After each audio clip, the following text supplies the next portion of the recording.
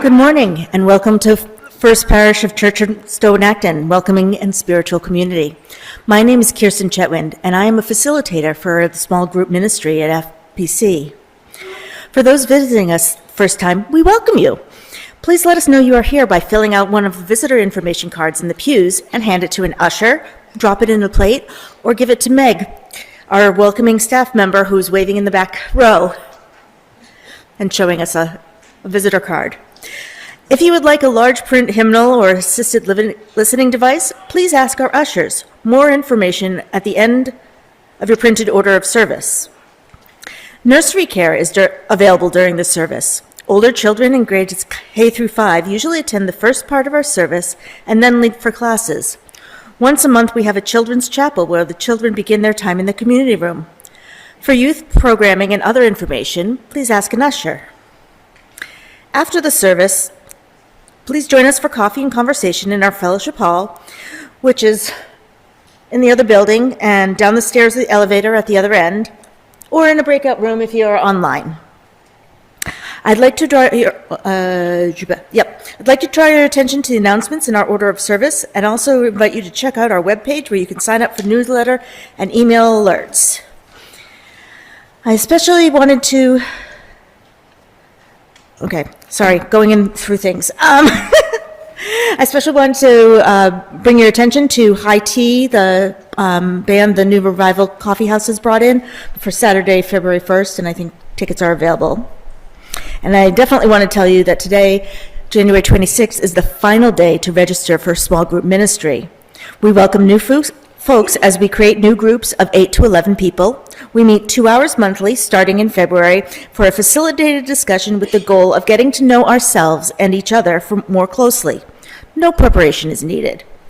We hope you will give it a try. Feel free to bring a friend. Church membership not required. And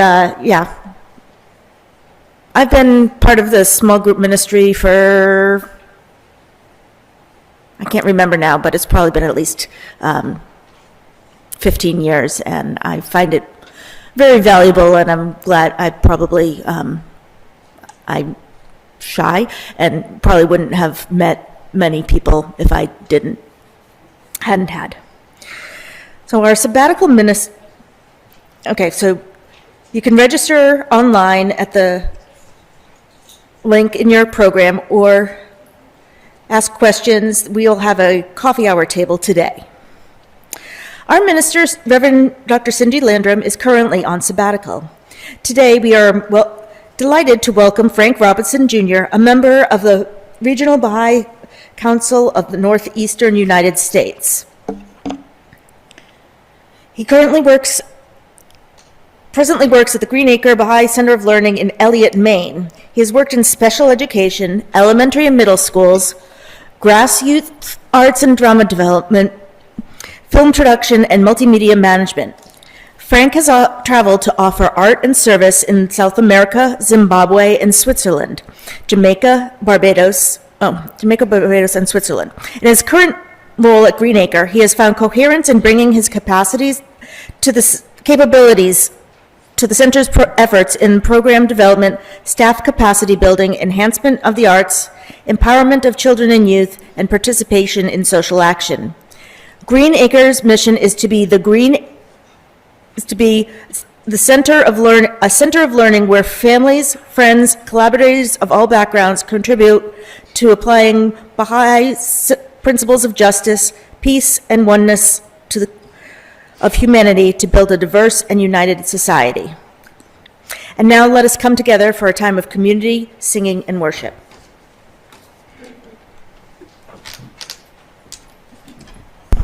Thank you so much, Kirsten. Hello, good morning. My name is Shana Garr, and closer? Okay, thank you. And I'm a member of the worship committee, and it's been my pleasure to get to know Frank as we've prepared for today. So with no further ado, I welcome Frank to begin today. Good morning, everybody. Man, Jamaica feels good right about now. I wish I was kind of back there serving. Well, it's a pleasure to be here by way of Elliott, Maine. I'm going to share about the Baha'i faith in the context of my remarks later in the sermon, so I'll keep this very short. But the connection here is Rayla is my cousin, so that's how I was able to come. Now, clearly, she didn't tell you about her childhood if you allowed me to keep coming and visit. I hope that she's gotten over all that trauma and that we are still loving and connected cousins. So I just have I thought it might be nice to share some opening words from the Baha'i faith by way of the welcome. If a small number of people gather lovingly together with absolute purity and sanctity, the hearts free of the world, experiencing the motions of the kingdom and the powerful magnetic forces of the divine, and being at one in their happy fellowship, that gathering will exert its influence over all the earth. And with that, we'll transition to the chalice lighting.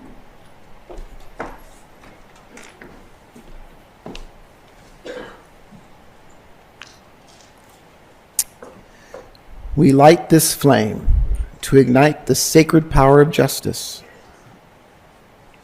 We light this flame so that it may become a beacon of hope. In moments of uncertainty, fear, anxiety, and the unknown, we light this flame and are emboldened by its blaze. Knowing our strength as a prophetic and powerful people is rooted in diverse ways, we answer the call to love.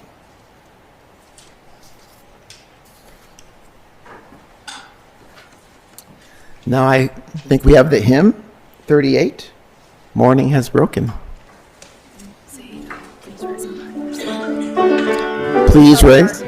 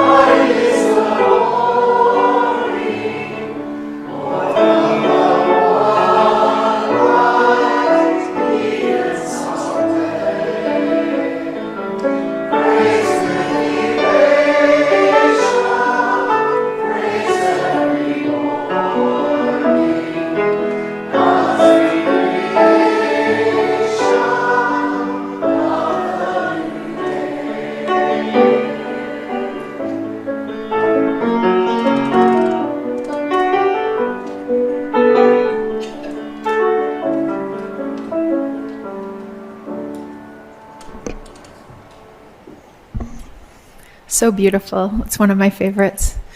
We'll now say together the covenant and affirmation. If you're already standing, great. And if you're not, please stand in body or spirit. Love is the spirit of this church, and service its law. This is our great covenant, to dwell together in peace, to seek the truth in love, and to help one another.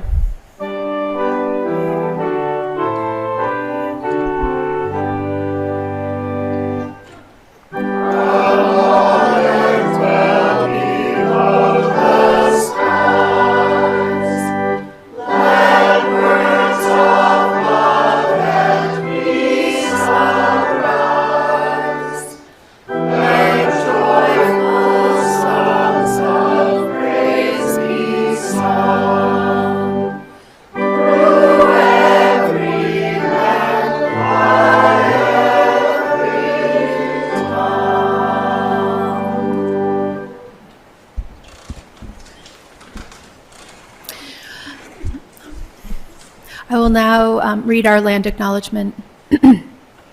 We acknowledge that we are on the unceded territories of the Massachusetts, Nipmuc, Pawtucket, and Wampanoag peoples, as well as honoring and recognizing the Black and African people whose unpaid and forced labor built this country and our state. We celebrate and work in solidarity with Black, Indigenous, and people of color organizations leading in the movement of our collective liberation in line with our UU values. And now I'm very pleased to welcome Frank back for the Time for All Ages. I'd like to invite our children and youth and anyone else who would like to join us to come forward at this time.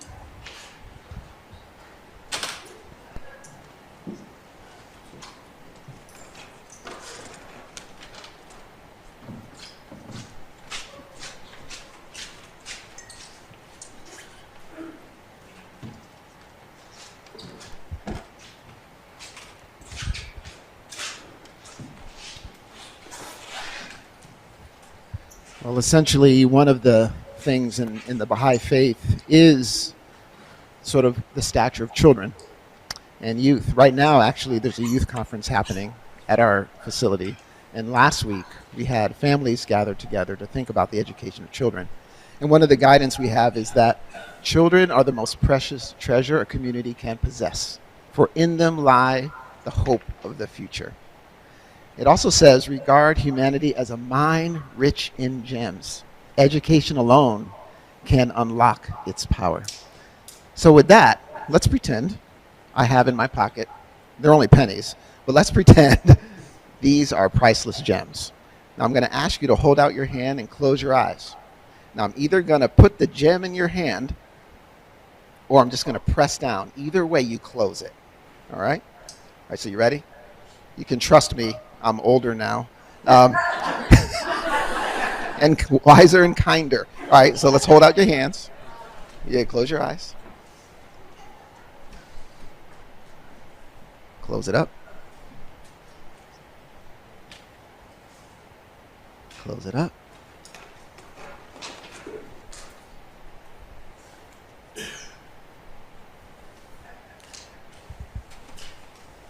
All right. All right, so don't show us. But let me repeat that last quote. Regard humanity as a mine rich in gems. I missed a crucial of inestimable value. There can be no value placed on what's inside. Given the fact that I say that, how many of you think you have? Just look around. Can you tell who has the gem? With your hands clasped, can you? Can you tell who has a gem with the hands closed? Me. Ooh. All right. I'm not going to say that you're right. You can't tell that you have that inestimable gem in your hand with the hands clasped. All right, let's see it. Let's reveal it. Who has the gem? Of course, everybody. Of course, everybody. All right, what do you got? A dime? So given that, I just want you to think about, if you're comfortable sharing, what is a priceless gem you think you have? What's a quality that you think you have that you can give to the world, that you need to open your palm to reveal? I'll go first. I'm hilarious. Well, that remains to be seen. So I like to make people laugh. I think it's spiritual medicine. So that's one of the things I try to cultivate. That's one of my gems. What about you? You're nodding. You got one. What do you think? I have a soft spot for animals. Beautiful. Soft spot for animals. How about you? What do you like to do? What do you love? I like to play the flute. Music. Woo! Music is definitely a gem of inestimable value. How about you? I like to always learn something new. Inquisitive, not closed-minded. Beautiful. Come on. No. Okay. You ready? Okay. What about you, Rayla? I bring the fun. She brings the fun. All right. I'll take my pennies back, though. They were just symbolic. You can't get much with them anyway. Well, thank you, and I hope that you just continue to reveal your gems. And that's all I have for this section. Yeah. Thank you, Frank. All right, and Wes is going to come up and help me light the chalice. And while they're lighting the chalice, let's review our song that we're going to sing. It's not in the bulletin today, but repeat after me. Our love surrounds you. Here joy has found you. Let hope abound freely. Go in peace.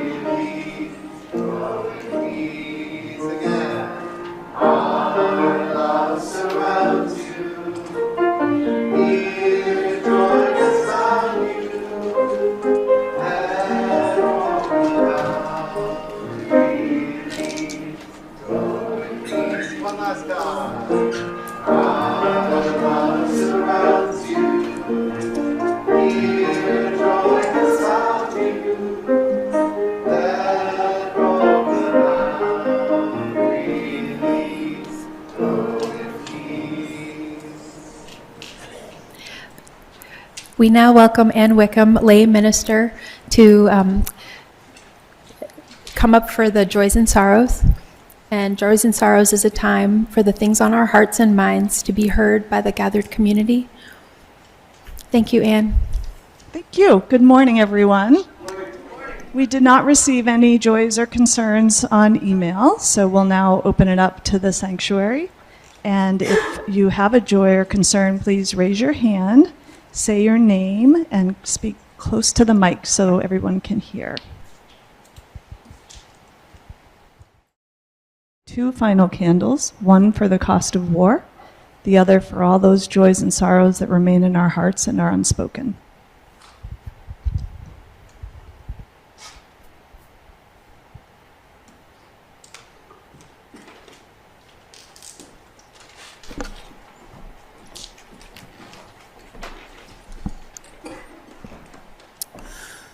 For the prayer and meditation, I've selected another actual passage and prayer from the Bahai writings.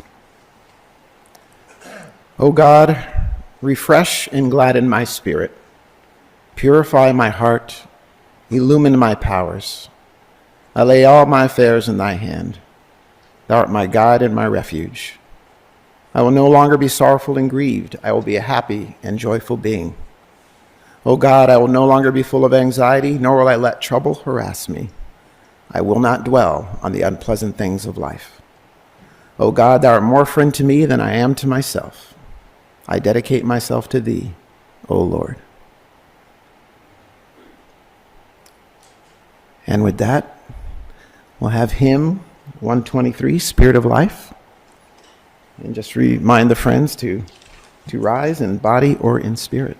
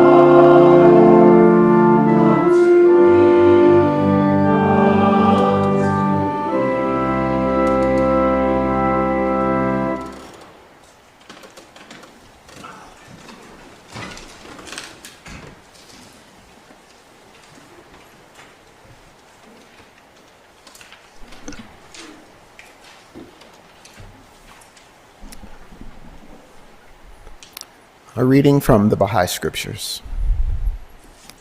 Lift up your hearts above the present and look with eyes of faith into the future.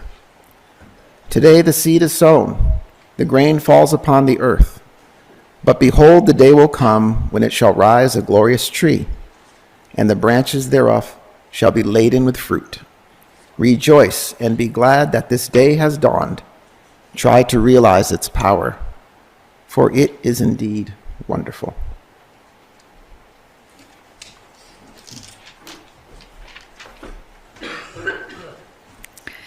We've now come to the time where we share our gifts, and this month we share our weekly offering with the Supporting Asylum Seekers Task Force.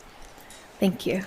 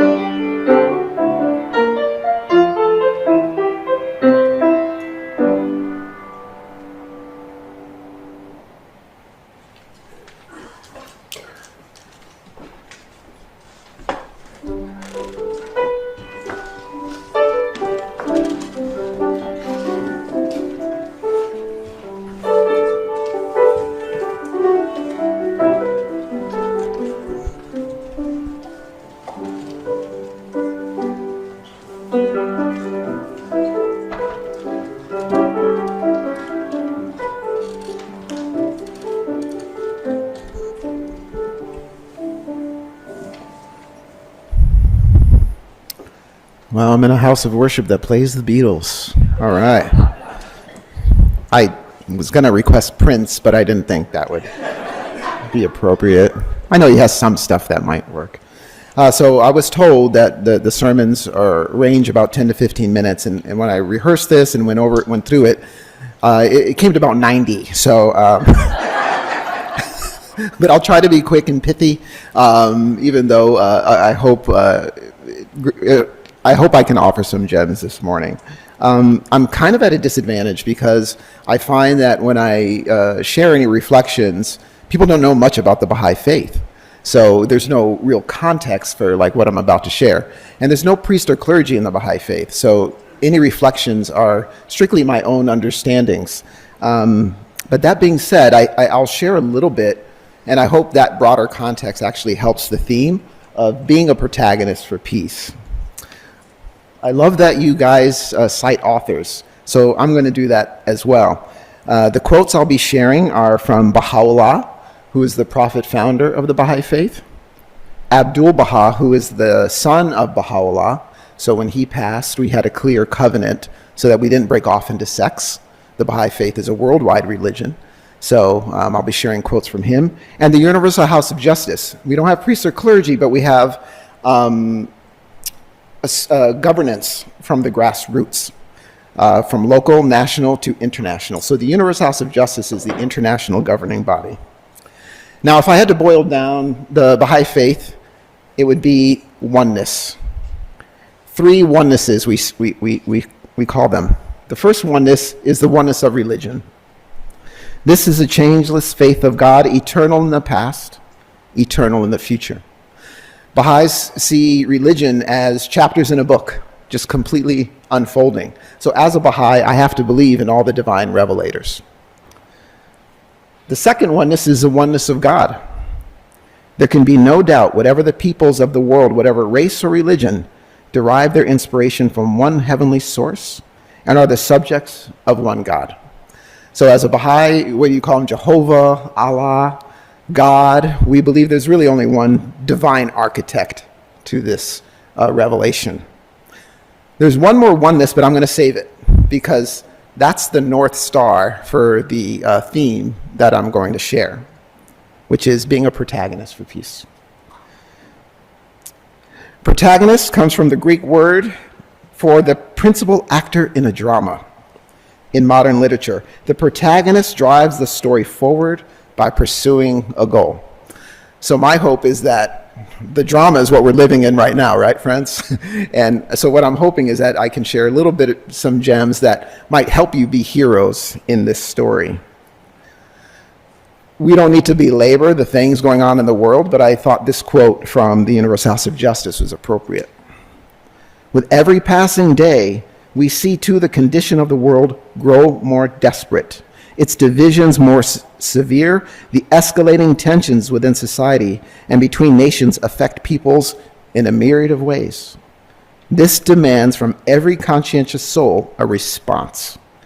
Heartfelt concern must prompt sustained effort to build communities that offer hope in place of despair, unity in place of conflict. So that's what I'm offering for you to be heroes, and I feel baked into that quote is our call to action, right? Sustained effort to build communities that offer hope in place of despair, unity in place of conflict. A place that has Beatles, I think, is on the right path. So anyway, that's what I'm hoping we will be able to drive this story forward. I thought we could explore this topic with 3 questions. Where is the world headed? Do I have any real agency in the world?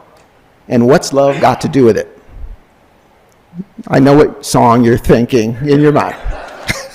That was a little bit purposeful. And although we don't consider Tina Turner a divine revelator, she's pretty darn close. I feel like all of us have a framework of operation, right? That we walk around every day that informs our thoughts and behaviors. We're all a mix of these 3 things, I feel. the acquired, our DNA, the learned, the things we pick up in our household and the community around us, and the innate thing, something I was sharing this morning. We all have like an innate gift. And this forms the reality of our thoughts.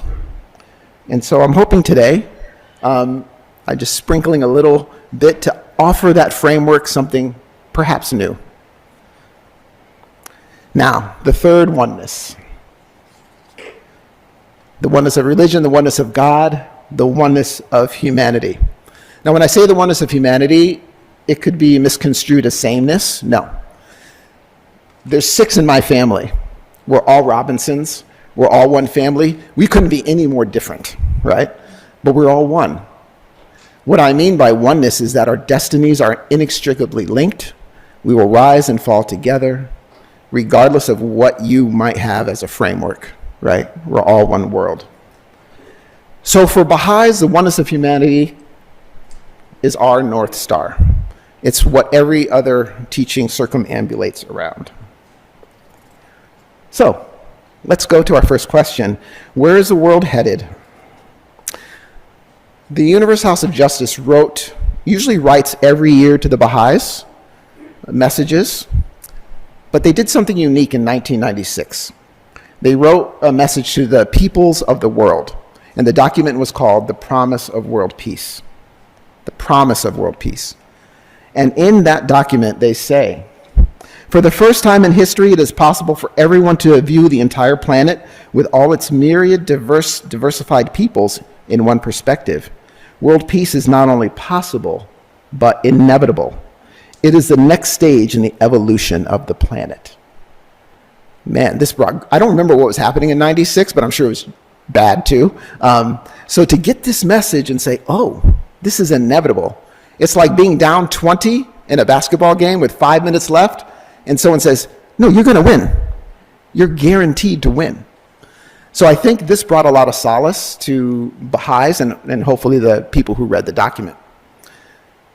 But then we read on the second paragraph.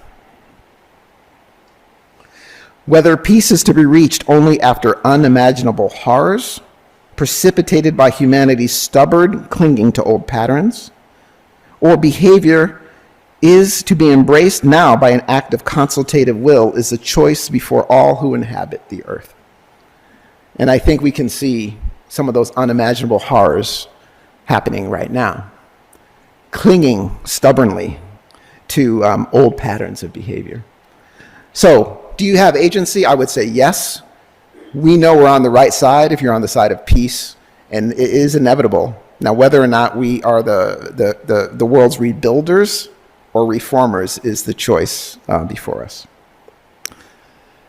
Do I have any real agency in the world? I love this quote. It says, we cannot segregate the human heart from the environment outside us and say that once one of these is reformed, everything will be improved. Man is organic with the world. His inner life molds the environment and is also deeply affected by it. The one acts upon the other, and every abiding change in the life of man is a result of these mutual reactions. Just a caveat, Baha'u'llah was born in Persia. Mother language was Farsi or Arabic. There is no gender in the Arabic language, so I apologize. This is the translation is man means all of humanity. Just wanted to clarify that. But what I love about this quote is our agency, the fact that if we take care of our inner life, that is making a change. And of course, we're deeply affected by the sorrows of the world, but never lose sight of the fact that working on ourselves is giving something to the world.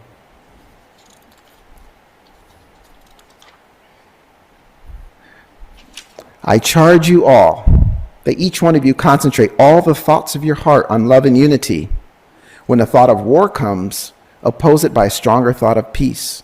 A thought of hatred must be destroyed by a more powerful thought of love. If you desire with all your heart friendship with every race on earth, your thoughts, spiritual and positive, will spread. It will become the desire of others, growing stronger and stronger until it reaches the minds of all. So friends, this We call it the twofold moral purpose in the Baha'i faith. As we attend to our own intellectual and spiritual growth, then we have to contribute to the transformation of society. And I love this thought that our heart has thoughts. I think that's very powerful. And the fact that love can be like COVID. This is a very powerful thing. And yeah, if we work on our inner condition, it can be contagious. And then lastly, what's love got to do with it? Now, I want to redefine love a little bit, and obviously I've been using the Baha'i writings to give a heft to my comments. I don't mean locking arms and singing Kumbaya. Love is the unique power that binds together the diverse elements of this material world. The supreme magnetic force that directeth the movements of the spheres in the celestial realms. Woo! Love is gravity. Love is cohesion, right? When we pass, we decompose. It's our bodies no longer. So disunity is death, and unity is cohesion and love. I don't even know, I'm a Baha'i, and I don't even know what the second quote means. But I think it means love is that thing that holds the galaxies together. Now, with this kind of love on our side, there's nothing we can't triumph over. What a power is love. It is the most wonderful, the greatest of all living powers. Love gives life to the lifeless. Love lights a flame in the heart that is cold. Love brings hope to the hopeless and gladdens the hearts of the sorrowful.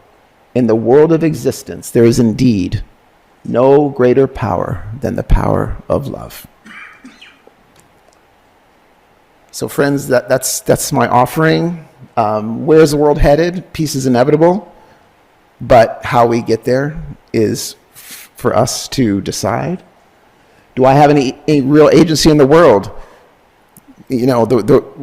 The individual, community, institutions is what sustains us, right?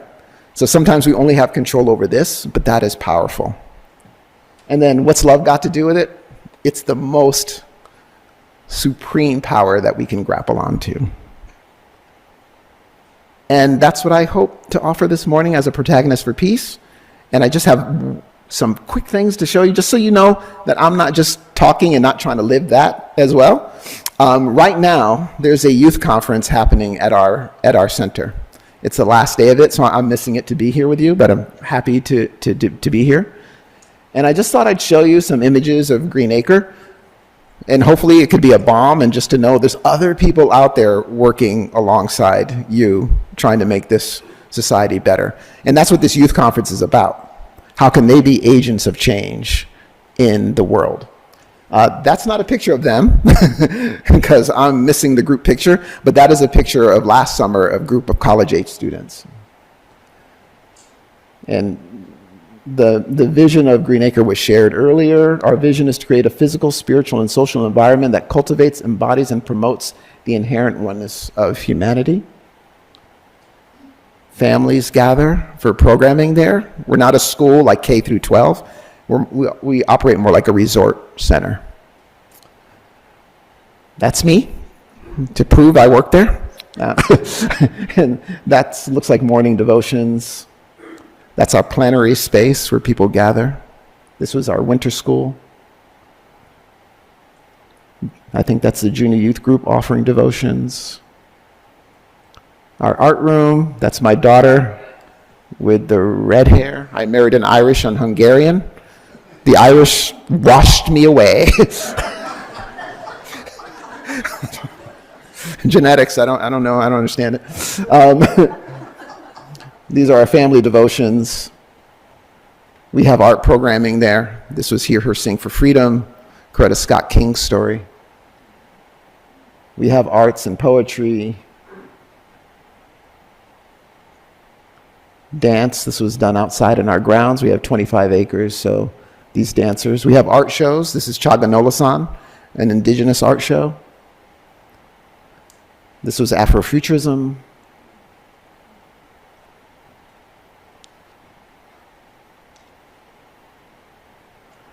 And this is interesting. I'll close here just to show that faith and social action can be conjoined.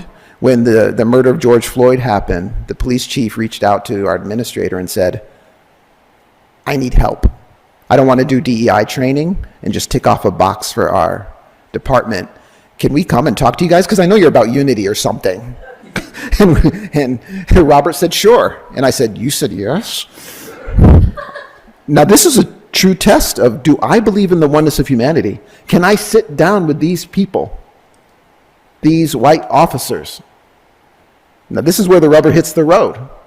Can I invoke that divine love and sit with them and sacrifice myself so that perhaps their minds expand? So this could be a whole other talk, but yeah, we sat down with them, had 3 sessions, and now I can say I have police officers who are my friends. And I'll just close with this. Ultimately, the power to transform the world is affected by love. Love originating from the relationship with the divine. Love ablaze among members of a community.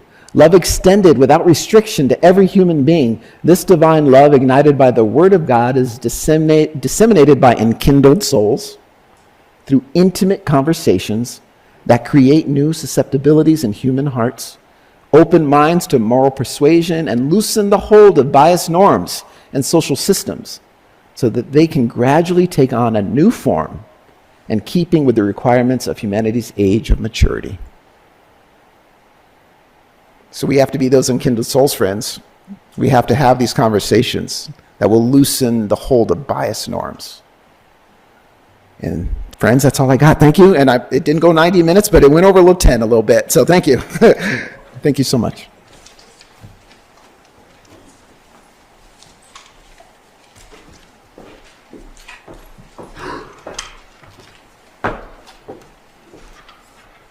Amazing. Thank you so much.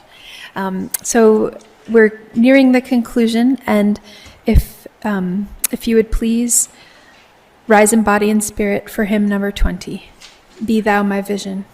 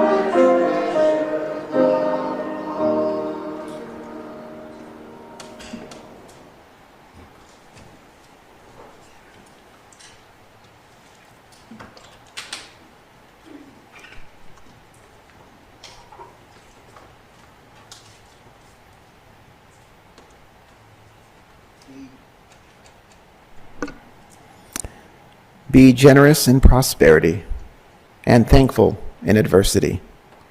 Be worthy of the trust of thy neighbor, and look upon him with a bright and friendly face.